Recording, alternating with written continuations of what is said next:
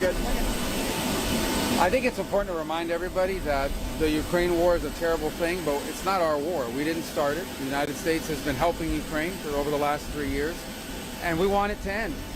But it's not our war. I want everyone to understand that. And the reason why I make that point is the president has spent 87 days at the highest level of his government repeatedly taking efforts to bring this war to an end. We are now reaching a point where we need to decide and determine whether this is even possible or not, which is why we're engaging both sides. As you know, Ambassador Witkoff has had not one, not two, but 3 meetings with Vladimir Putin to determine the Russian perspective on this and understand what it would take for them to end it. We, through General Kellogg, myself, and others, have had repeated engagements with the Ukrainians. So we came here yesterday to sort of begin to talk about more specific outlines of what it might take to end the war, to try to figure out very soon, and I'm talking about a matter of days, not a matter of weeks, whether or not this is a war that can be ended. If it can, we're prepared to do whatever we can to facilitate that and make sure that it happens, that it ends in a durable and just way.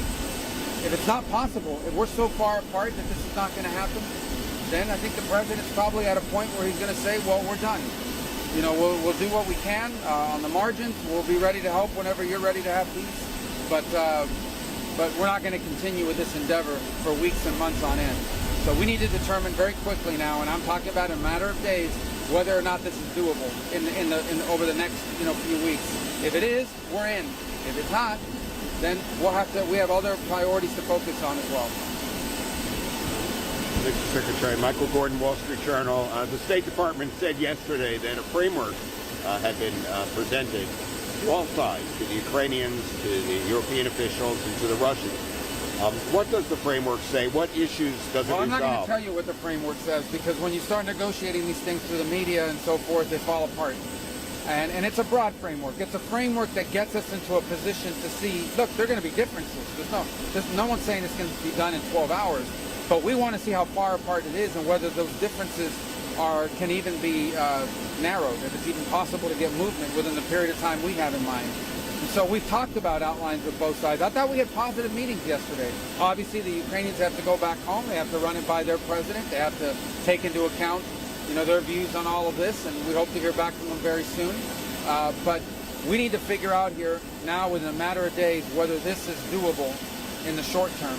Because if it's not, then I think we're just going to move on from our perspective. The president feels very strongly about that. He has dedicated a lot of time and energy to this, and there are a lot of things going on in the world right now that we need to be focused on. So this is important, but there are a lot of other really important things going on that deserve just as much, if not more, attention. So we want to do everything we can to be helpful. We had a good meeting yesterday. I thought the French, the British, the Germans were very constructive, were very helpful. We thank them for hosting this, and hopefully we'll have another meeting early next week at some point where we'll have some more definitive answers about how close we are to actually making progress. But this isn't going to go on forever. Mr. Secretary, we also know, I don't know, in your conversations yesterday with the Europeans and the Ukrainians, I'm sure you spoke about security guarantees for Ukraine in case of a ceasefire. Could you give us a sense of what that could look like, and is the U.S. ready to back up any eventual European reassurance force for Ukraine? Well, that gets into a level of specifics that we're not ready to discuss publicly yet. Obviously, the term security guarantees came up because they come up in every meeting. We've heard about it. And it's not an illegitimate desire. Every sovereign nation on earth has a right to defend itself. Ukraine will have a right to defend itself and to enter into whatever agreements it wants to enter into on a bilateral basis with different countries and so forth.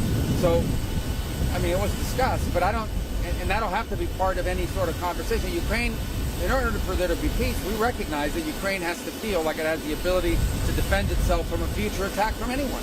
Every country in the world has that right. But so I think everyone recognizes that Ukraine's ability to defend itself is going to be a part, it's its right as a country, and will be a part of any agreement. But we're not working yet on that level of specificity. I think that's something we can fix and solve in a way that's acceptable to everyone. I think we have bigger challenges that we need to figure out whether it's even possible within the short term.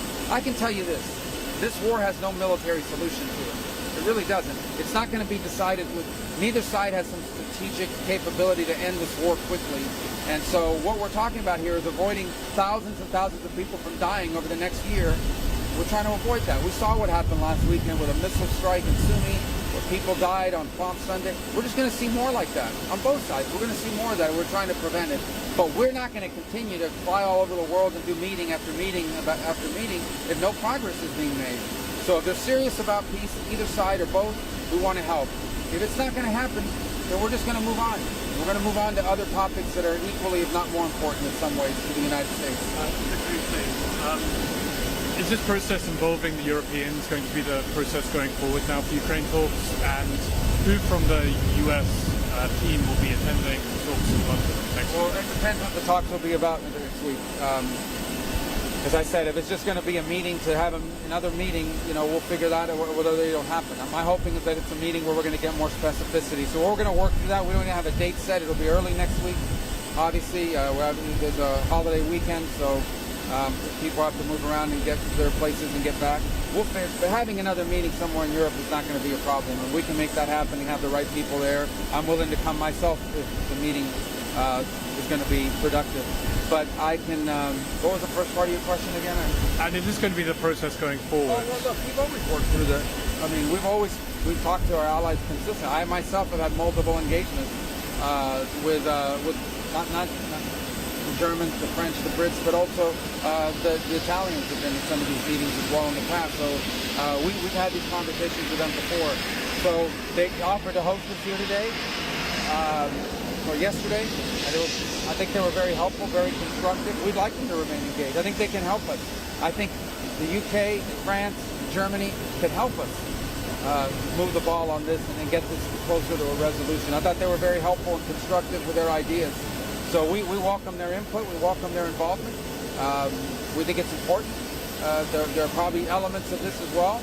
I always remind everybody that part of the sanctions against Russia, many of them, are European sanctions that we can't lift if that's ever to be part of a deal. So they're going to have to be involved no matter what.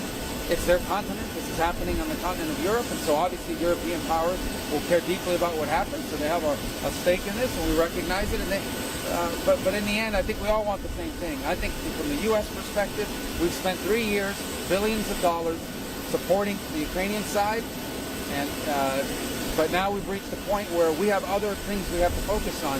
We're prepared to be engaged in this as long as it takes, but not indefinitely, not without progress. If this is not possible, we're going to need to move on. I think the president feels strongly that we've dedicated we've done more in 80 days than Biden ever did to bring this war to an end.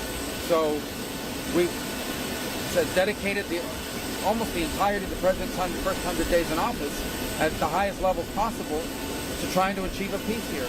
And if it's going to happen, we want to help. But if it's not going to happen, we need to know now because we have other things we have to deal with. Mr. Secretary, James from Fox News. In terms of your discussions with Foreign Minister Lavrov yesterday, what gave you the indication that he's also willing to move forward, given they hadn't accepted the framework of the ceasefire already, in terms of now, from your discussions, why you feel as though we Well, look, I spoke to Minister Lavrov yesterday because when we have these kinds of meetings, it's important for you to communicate to the other side. Otherwise, they don't know what happened. Now they're relying on rumors or whatever's out there. So I spoke to him very directly. I said, we had a meeting today with the Ukrainians. We proposed an outline. We didn't go into specificity about it, but I think he has an understanding of some of the elements of it. I'm sure he does. I said we thought it was constructive. We thought it was positive. Nobody rejected anything. Nobody got up from the table and walked away. They're going to go back to their capital, spend a few days mulling over it, come back to us early next week.